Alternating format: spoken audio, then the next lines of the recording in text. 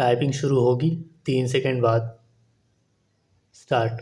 इस अधिनियम में स्थावर संपत्ति की जो परिभाषा दी गई है वह उसकी उस परिभाषा से विस्तृत है जो साधारण खंड अधिनियम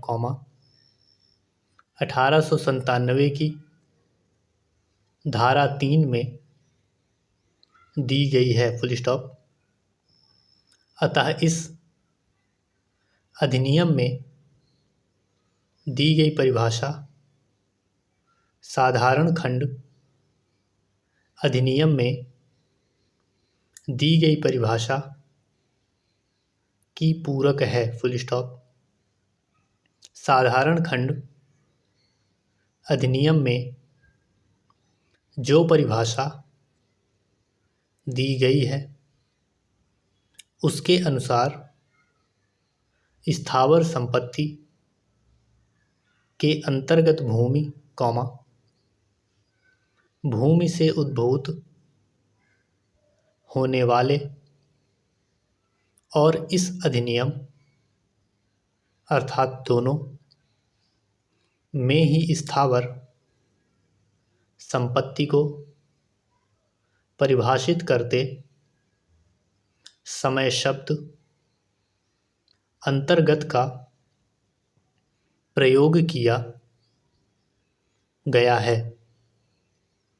इससे स्पष्ट है कि इस अधिनियम में स्थावर संपत्ति की परिभाषा को चाहे जितना व्यापक बनाया गया हो, लेकिन इसके बावजूद भी यह परिभाषा सर्वांगीण होकर केवल मात्र गणना सूचक है। Full stop. भूमि यह बात बहुत ही स्पष्ट है कि भूमि स्थावर संपत्ति के अंतर्गत आती है। Full stop. इस बिंदु पर विवाद के लिए कोई स्थान नहीं है। Full stop. निर्माण डैश जिस प्रकार भूमि अचल एवं स्थावर है उसी प्रकार भूमि पर किया गया निर्माण जैसे दुकान मकान आदि भी अचल एवं स्थावर है। Full stop. इसलिए भूमि की तरह ही निर्माण को भी स्पष्ट रूप से स्थावर संपत्ति के अंतर्गत रखा गया है। Full stop. आनुवांशिक भत्ते डैश 1866 के रजिस्ट्रेशन एक्ट संख्या 20 से स्थावर संपत्ति की जो परिभाषा दी गई थी। Full stop. उसके अंतर्गत आनुवांशिक भत्ते नहीं आते थे। Full stop. इस स्थिति में उस समय भी कोई सुधार नहीं हुआ जब सन 1871 के रजिस्ट्रेशन एक्ट संख्या 8 को पारित किया गया। Full stop. सर्वप्रथम सन 1877 के रजिस्ट्रेशन एक्ट संख्या 3 में स्थावर संपत्ति कि जो परिभाषा दी गई उसमें आनुवांशिक भत्तों को सम्मिलित किया गया। Full stop.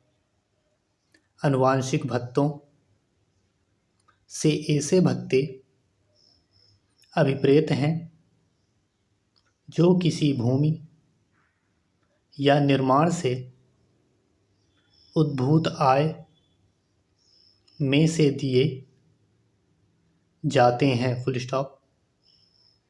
ऐसे भत्ते भी आनुवांशिक भत्ते कहलाते हैं जो किसी आनुवांशिक पद से संबद्ध होते हैं। Full stop.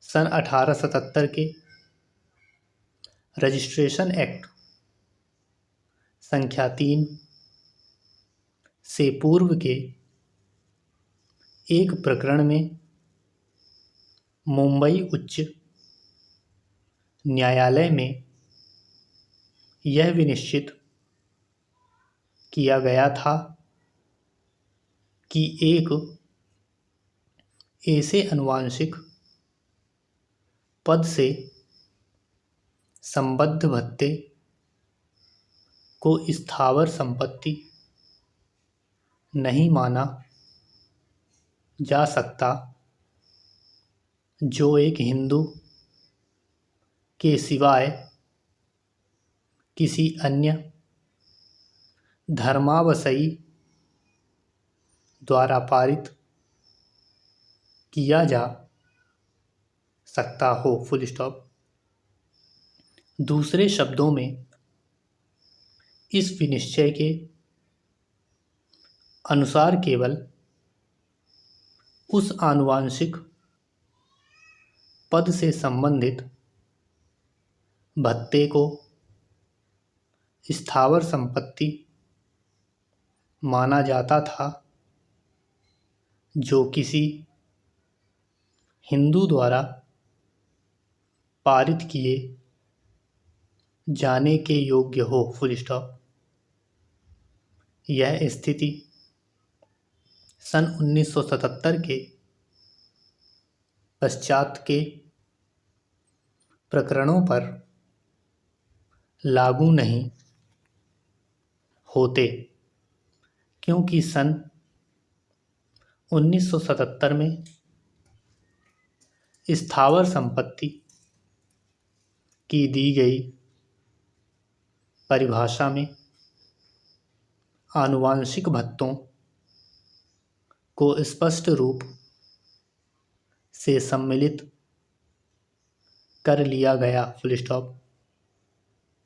अतः यह बात गौण है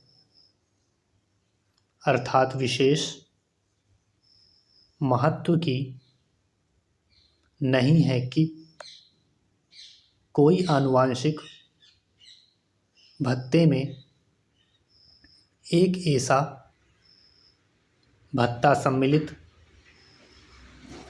नहीं है जो व्यक्तिगत रूप से किसी मंदिर की देखभाल के लिए किसी एक व्यक्ति द्वारा दूसरे व्यक्ति को दिया जाता है। Full stop. ऐसे भत्तों में वह भत्ता भी शामिल नहीं है जो किसी धर्म संस्थान पर किसी यजमान द्वारा किसी पंडा को दिया जाता है। Full stop. अधिवक्ता संघों को भेजा पत्र, प्रताड़ना से तंग आकर आत्महत्या की, राज्य अधिवक्ता परिषद के अध्यक्ष विजय कुमार चौधरी और स्टेट बार काउंसिल के उपाध्यक्ष आर.के. सिंह सैनी ने बताया कि अधिवक्ता अनुराग साहू ने कुछ अधिकारियों व अधिवक्ता की प्रताड़ना से तंग आकर शुक्रवार को आत्महत्या कर ली थी। उन्होंने इस घटना को अधिवक्ताओं के साथ अन्याय बताया।